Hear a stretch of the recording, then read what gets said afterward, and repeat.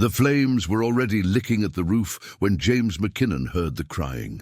He had been tracking his stolen cattle for 3 days through the Badlands of Arizona Territory, following hoof prints that led him deeper into Apache country than any white man had a right to be.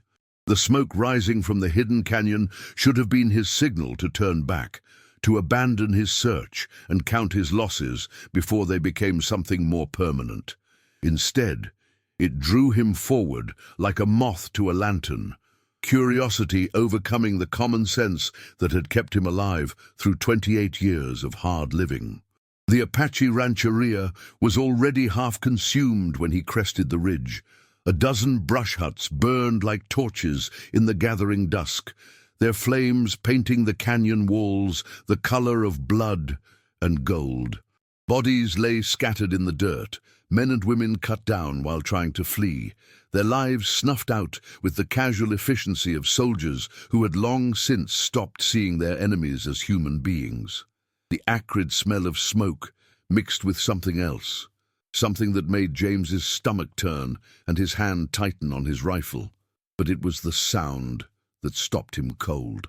A baby's cry, thin and desperate, coming from a hut that stood at the edge of the village. The structure was already burning, flames crawling up its walls like hungry fingers, but the crying continued, high and clear above the roar of the fire. James sat his horse for a moment, calculating distances and odds, knowing that what he was thinking of doing was madness. He had come here for his cattle, nothing more. The Apache had raided his ranch, stolen his livelihood, and left him with debts he couldn't pay and a future that looked bleaker than the scorched earth around him. They were his enemies, the very people who had killed his neighbors, burned his friends' homes, and made life in the territories a constant struggle between civilization and savagery. The smart thing to do was to ride away, to let nature take its course, to count himself lucky that he hadn't been here when the soldiers came. But the crying continued, and James found himself remembering another fire, another time when he had been the one trapped and helpless. He had been 7 years old when the barn caught fire, playing in the loft when lightning struck the roof. His father had run into the flames without hesitation, emerging with James clutched against his chest, both of them singed, but alive. "A man doesn't leave innocents to burn," his father had said later, while James's mother tended to the burns on his arms. "Not ever, not for any reason." The words echoed in his mind as he swung down from his horse and ran toward the burning hut. The heat hit him like a physical blow, searing his lungs and making his eyes water. Smoke billowed around him, thick and choking, but he pushed forward, guided by the sound of crying that seemed to be growing weaker. The entrance to the hut was a curtain of flame, but James didn't hesitate.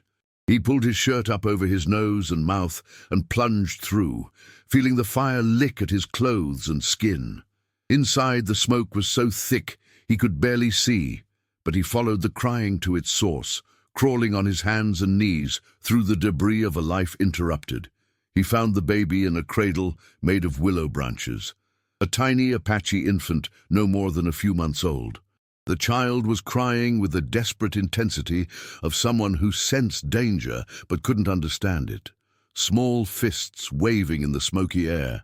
James scooped up the baby, wrapping it in his coat, and turned back toward the entrance just as part of the roof collapsed behind him. The flames were higher now, the heat more intense, and James realized with a cold clarity that they might not make it out. But he kept moving, clutching the baby against his chest, following the fading rectangle of light that marked the way to safety. When he finally burst through the wall of fire, his clothes were smoldering and his lungs felt like they were full of glass. But the baby was alive, protected by his coat and his determination. James staggered away from the burning hut and collapsed to his knees in the dirt, gasping for breath while the baby continued to cry in his arms. Around him, the village continued to burn, but the immediate danger was past. He had done what he came to do, though it wasn't what he had planned. He had saved a life, even if it was the life of someone who should have been his enemy.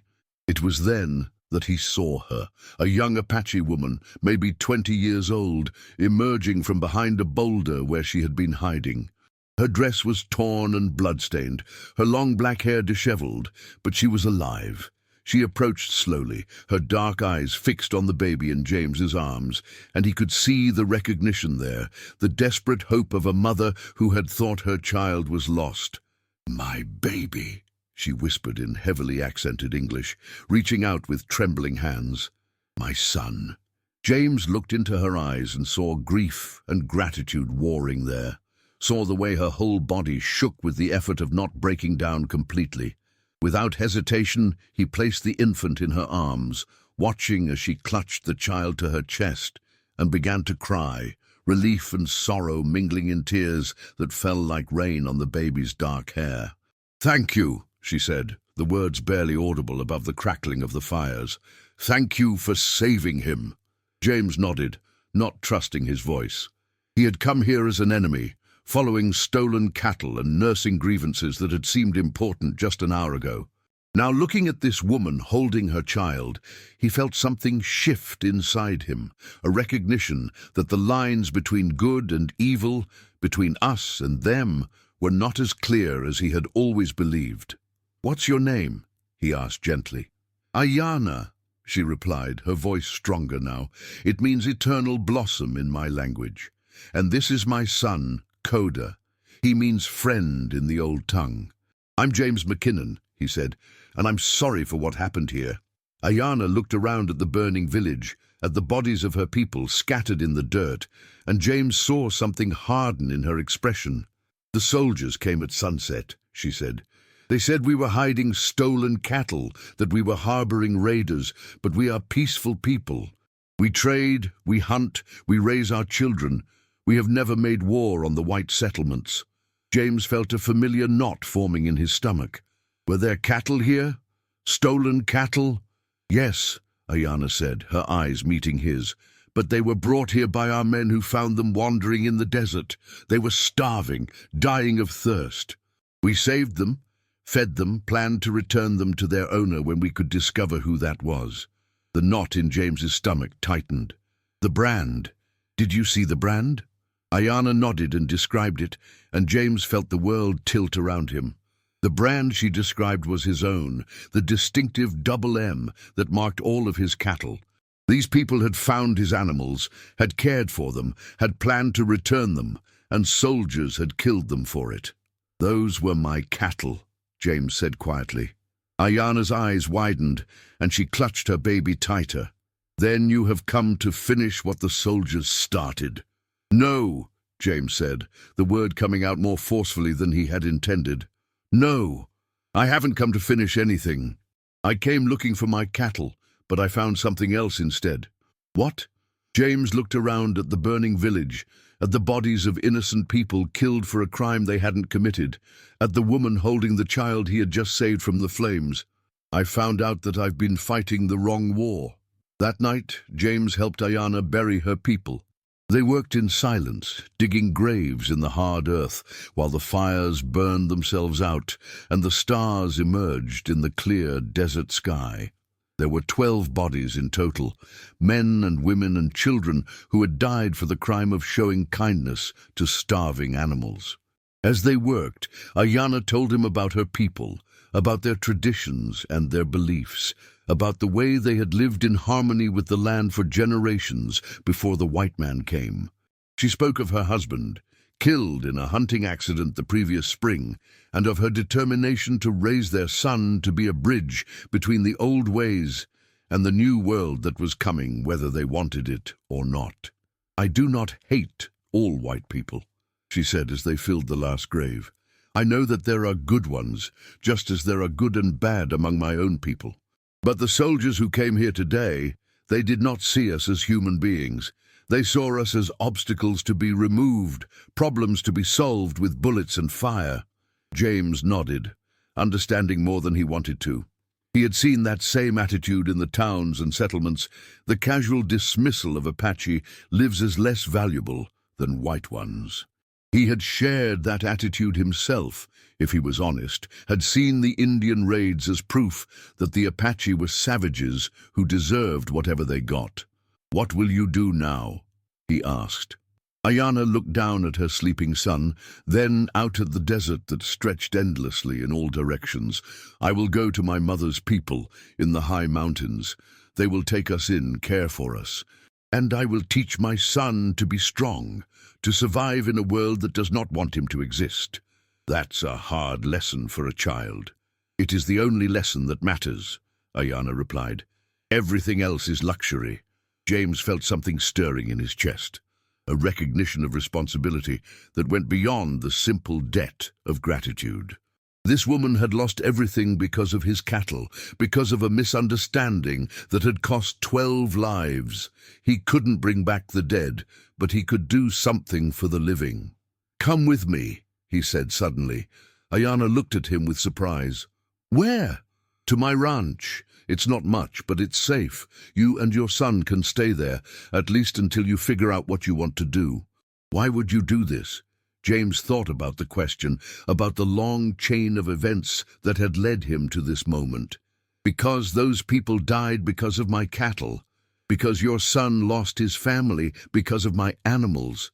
Because—" He paused, searching for words that could express what he was feeling. "Because it's the right thing to do."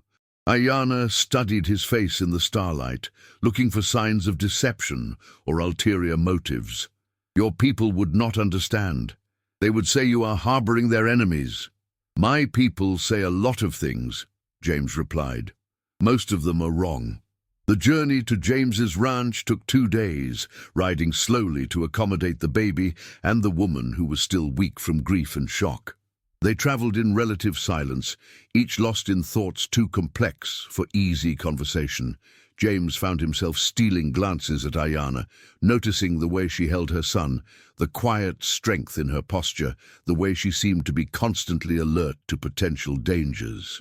When they finally reached the ranch, James saw it through her eyes and felt ashamed of what he had to offer.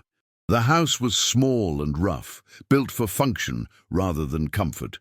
The barn was in need of repair, the fences were falling down, and the whole place had the run-down look of a man who had been struggling just to survive. "It's not much," he said as they rode into the yard. "It is more than I had this morning," Ayana replied, "and it is offered with kindness. That makes it a palace." James helped her down from his horse and showed her to the small cabin he had built for hired hands who never came. It was basic but clean, with a bed, a table, and a small stove. He brought her food from his own meager supplies and water from the well, watching as she fed and changed her son with the efficient movements of an experienced mother. "I will work for my keep," she said, as he prepared to leave. "I can cook, clean, tend animals. I will not be a burden." "You're not a burden," James said. "You're a guest, and guests don't work for their keep." "I am not a guest," Ayana replied firmly. "I am a woman with a child and no husband. I must earn my place in the world, or I will have no place at all." James started to argue, then saw the determination in her eyes, and realized that this was about more than just pride. This was about survival, about maintaining her dignity in a world that wanted to strip it away. "All right," he said, "but we're partners. Not employer and employee. We work together, share the profits, build something that belongs to both of us." Ayana looked at him with something that might have been surprise. "Why would you do this?" "Because I've been trying to run this place alone for 3 years and I'm failing. Because you know things about the land and the animals that I don't. Because—" He paused, then decided to be honest. "Because I'm tired of being alone." Over the following weeks, James discovered that Ayana had been right about having skills he lacked. She knew which plants could heal sick cattle, which grasses were most nutritious, how to read the signs that predicted weather changes days in advance. She could track better than most men, could hunt with a skill that amazed him, and could work from dawn to dusk without complaint. More than that, she brought life to the ranch in ways he hadn't expected. The sound of her voice singing lullabies to her son, the sight of her hanging laundry in the morning sun. the way she laughed when he told her stories about his childhood back east. The place began to feel like a home rather than just a place to sleep. But it was the baby who truly changed everything. Little Coda was a happy child, quick to smile and laugh, and James found himself looking forward to the times when Ayana would let him hold the boy. There was something about the weight of the child in his arms, the complete trust in those dark eyes, that made James think about futures he had never dared to imagine. "He likes you," Ayana observed one evening as James rocked the baby while she prepared dinner. "I like him too," James admitted. "He's got his mother's eyes." "And his father's stubborn streak," Ayana said with a smile. "But that will serve him well in the world he will inherit." James looked down at the baby, who was falling asleep in his arms. "What kind of world will that be?" "I don't know," Ayana said, "but I hope it will be one where a white man can save an Apache baby from a fire, and an Apache woman can trust him enough to share his home. I hope it will be one where children are judged by their character rather than the color of their skin." "That's a good hope," James said. "I'd like to help make that world happen." The trouble came, as James had known it would, in the form of his nearest neighbor, a man named Harrison, who ran a larger spread about 10 miles to the east. Harrison arrived on a Tuesday morning with 2 of his hands, all of them armed, and all of them wearing the grim expressions of men who had come to deliver an ultimatum. "McKinnon," Harrison said without dismounting, "we need to talk." James stepped out of the barn, where he had been repairing a broken stall, and felt the familiar tightness in his chest that came with impending trouble. "What about, Harrison?" "About the Apache woman you're harboring. About the baby she's got with her. About the fact that you're giving aid and comfort to the enemy." "She's not the enemy," James said quietly. "She's a woman who lost her family. The baby is innocent." "There are no innocent Apache," Harrison spat. "They're all savages, all killers, and you're a fool if you think otherwise." James felt anger building in his chest, but he kept his voice level. "You're wrong, Harrison. But even if you were right, what I do on my own land is my business. Not when it affects the safety of the whole territory," Harrison replied. "Not when you're setting a precedent that could get us all killed." "What are you saying?" Harrison's hand moved to the pistol at his hip. "I'm saying you have a choice. Send the squaw away, or we'll do it for you." James felt the world narrow to a single point of focus. "You're not welcome here, Harrison. Ride out now. Or what? You'll shoot me over an Apache whore and her half-breed spawn." The words hit James like a physical blow, and he felt something snap inside him. But before he could respond, he heard the sound of footsteps behind him and turned to see Ayana emerging from the house, carrying Coda in her arms. She looked at the mounted men with no trace of fear, only a calm dignity that made Harrison's crude words seem even more obscene. "I am Ayana of the Chiricahua Apache," she said clearly. "I am the mother of this child and the partner of this man. I have harmed no one, stolen nothing, killed no one. If you have grievances with my people, they are not with me." Harrison stared at her with undisguised hatred. "You're Apache. That's grievance enough." "Then you are a fool," Ayana replied. "And a coward to threaten a woman and child."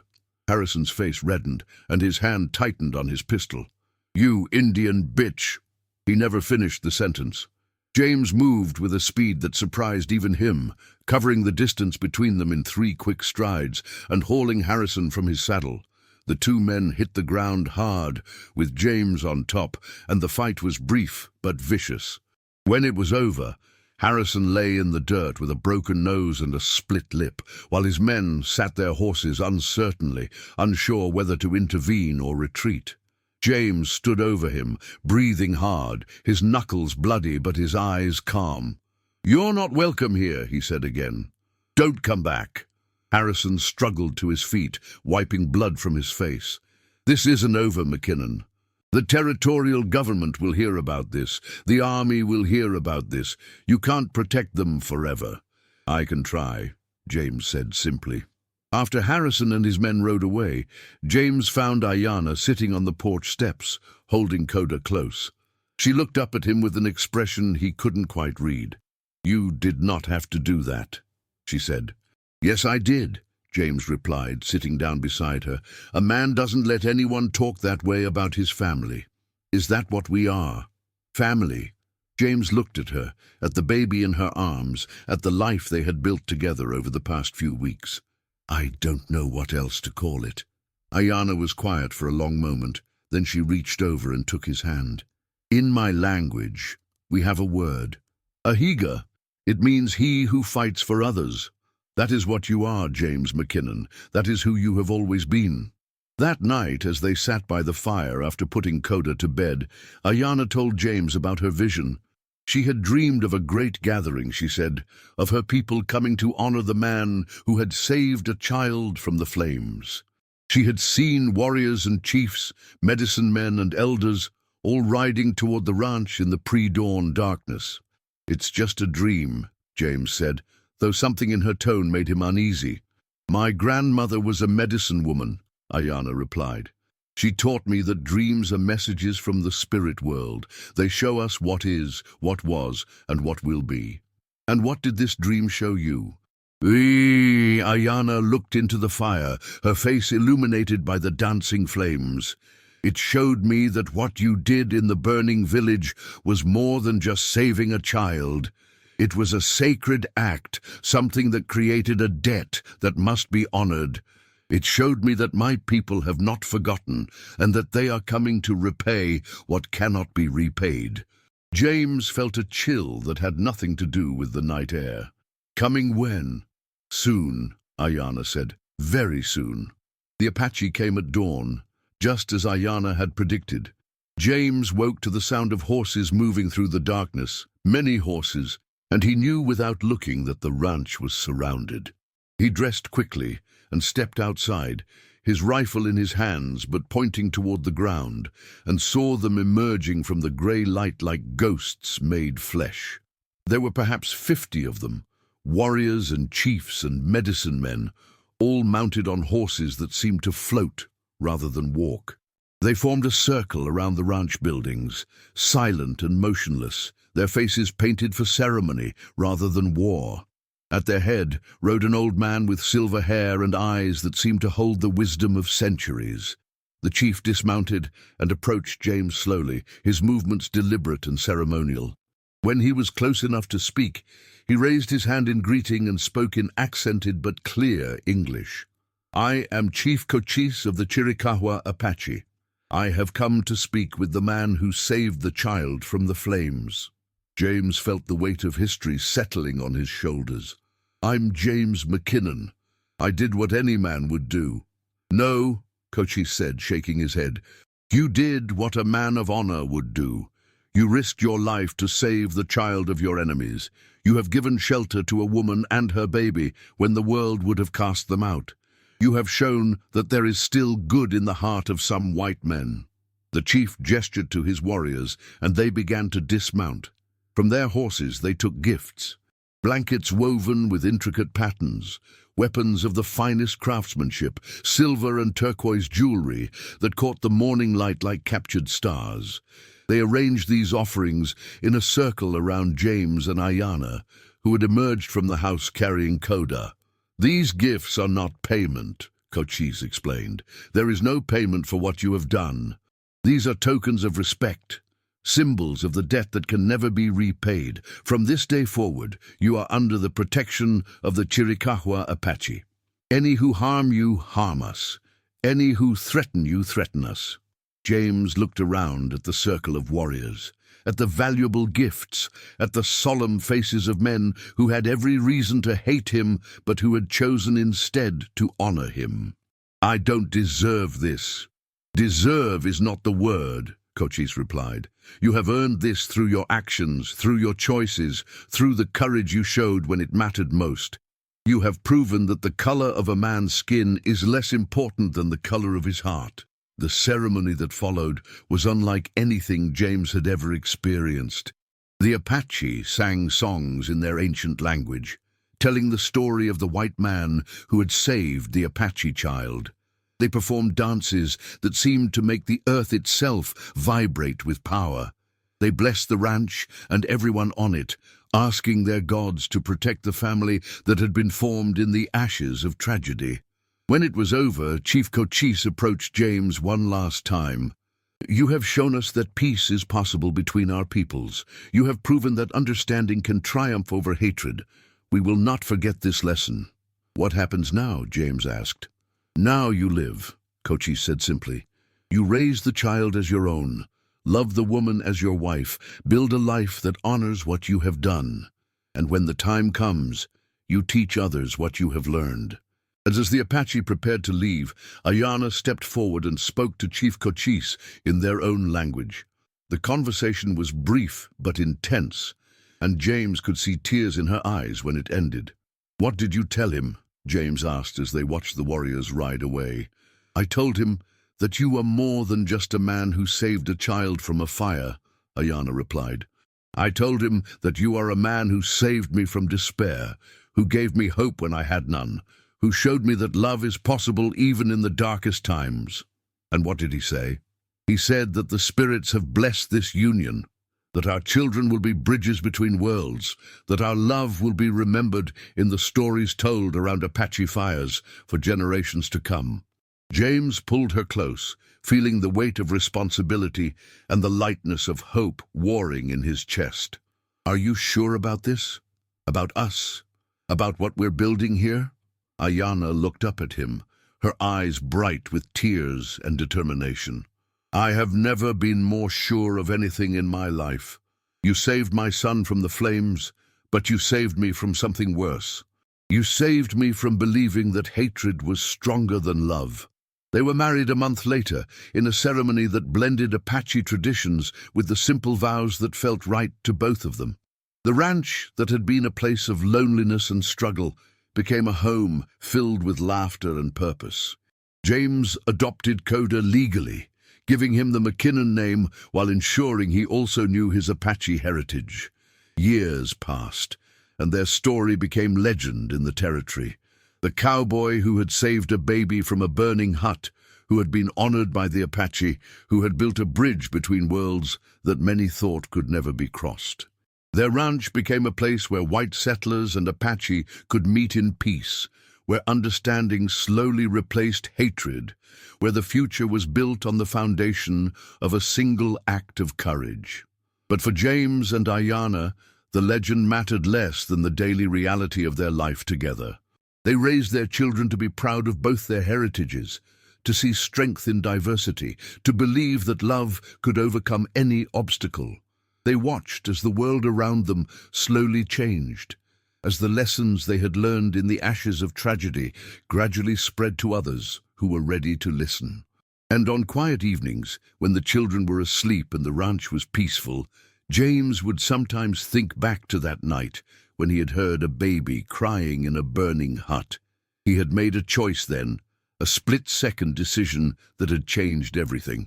He had chosen to run toward danger rather than away from it, to save rather than abandon, to love rather than hate. By morning, the tribe had been waiting with honor. But the real honor, James knew, was in the life they had built together, the family they had created, the love that had grown from the ashes of tragedy. He had saved a baby from a fire, but in doing so, he had saved himself from a life of loneliness and regret. The flames had consumed the village, but from their ashes had risen something beautiful and enduring, a family, a home, a love that would last for generations. And in the end, that was honor enough.